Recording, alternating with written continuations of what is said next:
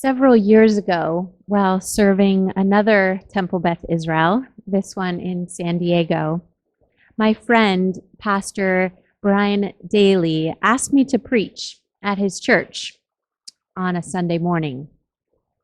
Excited for the opportunity to go to church, I got in my car and basically turned left at the ocean and pulled into the parking lot at Pacific Beach Christian Church. Prior to the service, I joined the ushers, prayer leaders, and we all bowed our heads in prayer and contemplation. Folks began to enter the pews and enthusiastically greet each other. Church on Sunday, for a rabbi, it felt like a refreshing change of pace. There was live music and a drummer belting out praise on her gorgeous purple drum kit. When I was invited to preach, I had the joy of actually studying Torah with the parishioners. The Parsha was the same as it is this Shabbat, Acharei Mot Kiddushim. And instead of simply reading out the verses of the Bible, we spent the morning debating ideas and exchanging personal interpretations of how the text connected with our lives. Over lunch, parishioners, we all just kept talking about the text and the verses with each other and our excitement about not only hearing from the Torah or the Bible's interpretation and understanding and ideas, but about each other.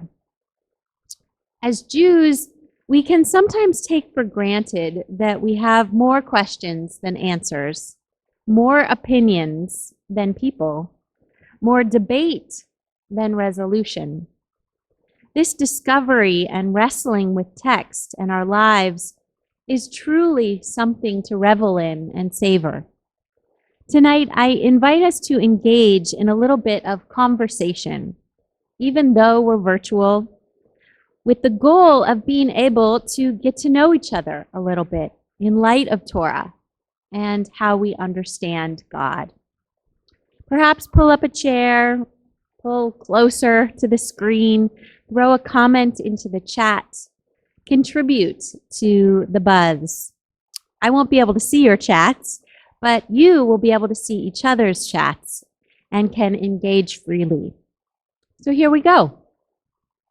This Shabbat is a double Parsha, Acharei Mot and Kiddushim.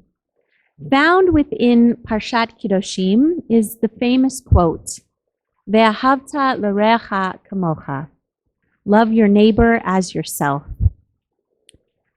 What does this mean? It's chapter 19, verse 18. And why is it here? Practically at the center of the entire Torah itself, if we unfurl the Torah to its very core, this is the corazon, the heart of hearts. What does it teach us? That this is the midpoint of Torah, particularly at this time in history. There's a famous debate between two rabbinic giants, Rabbi Akiva and Rabbi Shimon ben Azai. The debate sparked over their response to the question, what is the most important verse in the entire Torah? Rabbi Akiva of the first century, a leading contributor to the Mishnah and a well-known romantic who was also executed by the Romans during the Bar Kokhba revolt, his response to this question, what's the most important verse in the entire Torah? He quoted a verse, this same verse from this week's Torah portion, Parshat Kiddushim, the verse, Ve'ahavta l'recha kamocha. It's actually a subset of an entire verse, which is fascinating in and of itself. We won't have time to cover it, but the entire verse, just as a context, is, you shall not take vengeance nor bear any grudge against the children of your people, but you shall love your neighbor as yourself. Ani Adonai, I am. Yud-He Vav-He. So for Rabbi Akiva, the answer to the question was simple. Love your neighbor as yourself. 200 years prior, Rabbi Hillel had agreed, but phrased his opinion of the most important verse of Torah in the negative. He put it, "What is hateful to you, do not do to others." And then came Rabbi Shimon ben Azai at the beginning of the 2nd century to disagree with Rabbi Akiva and instead say that the most important verse of the entire Torah is instead Ze Sefer Toldot Adam Bayom Bara Elohim Adam B'dimut Elohim Asa Oto. This is the book of human generations on the day God created the world. God created them in the image B'Tselem Elohim, male and female, God created them. To me, this debate, this ancient conversation is critical to explore in response to our too violent world, a world in which guns and hate continue to rage, severing lives and families, raining fear, especially and disproportionately within the African American and the Latinx communities. So if we imagine this debate between Rabbi Akiva and Ben Azai, whose side would you support? What do you consider the foundation of Torah, or a Torah lifestyle as you live it and understand it? If you had to rank these two verses in Torah, which one do you believe to be primary? Is loving your neighbor the most important value? Or is seeing all people created in the image of God? Which do you put higher as a priority, and why?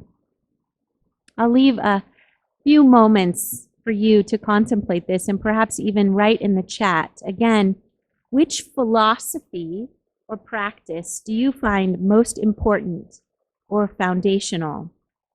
Is it to consider all people created in the image of God? This is Ben Azai. Or rather to treat our neighbors as ourselves? This is Rabbi Akiva's position. Ben Azai challenged Akiva's opinion on two grounds. Ben Azai said that loving your neighbor, it's a great idea, but number one, you can't command love. And number two, the concept of who is your neighbor is far too vague for the principle to be effective. Ben Azai believed that the essence of Torah is rather to recognize the universal nature of our world, that we are all siblings, created in the image of the divine, regardless of how we understand that divine. Simply that we're related, each here for unique purpose and sacred in our being on this planet. Akiva, the romantic, began studying Torah at the age of 40 and believed that the Song of Songs was the essential aspect to all of our rabbinic text. He stood on his laurels and declared that Ben Azai's principle was far too vague. And in fact, the charge for decency, he said, is simple and right next door. Love your neighbor as yourself. He went further to say that a belief in God can't necessarily be in place and be a qualification for decency or respect, but rather that the person next to you is your practicum, is your practice, not a philosophy or a hypothetical situation. So, whose side are you on? Are you standing with Akiva, loving your neighbor, or Ben Azai, being created in the image of the divine? Parshat Kedoshim asks us to consider, what is holiness? How do we live out the image of holiness in our world? Regardless of how or if you think or imagine a relationship with the divine, what tenet do you hold as your guiding principle for behavior and relationship? For me personally, I love this debate, and I don't feel a need actually to declare myself a Ben Azainik or a Rabbi Akivanik. In fact, I need both of these principles. When I'm feeling impatient or frustrated, I know I have to make different choices to support myself, perhaps to stop for a snack or take a nap, call a friend, just take a deep breath. There are times when starting by loving myself is truly the only way forward. And there are times when I sense myself called to a bigger vision, that this world and the miracles in it, the stunning people around me, the glory of nature, the wonder of family and community, these things call me to be better and more holy than I would be if I only focused inwards. And in fact, it's this larger, expansive vision, the vision of Ben Azai, that brings everything into focus and harmony, in remembering that we are all created in the image of the divine. I remember that I'm part of a neighborhood with neighbors, with names. So while I didn't leave you with an answer to the great debate, I hope I left you with the question: what principle do you hold dear? What guides you to do better? When do you feel most aligned, most holy? I'll also leave you with a tool that I find powerful. Rabbi Nachman Kosover, a friend of the great Baal Shem Tov, tells of the following practice. The Kohen Gadol, the high priest, was said to have a crown that contained the letters of the divine name, Yud, Hey, Vav, Hey. Perhaps we can close our eyes for a moment and imagine ourselves with this tiny Yud, smallest of all of our Hebrew letters, that little apostrophe on our forehead. You might even reach up and draw one on your own forehead. And then perhaps when we open our eyes, when we live out our days, we look around and we see a tiny Yud in the middle of other people's forehead as well. Shabbat Shalom.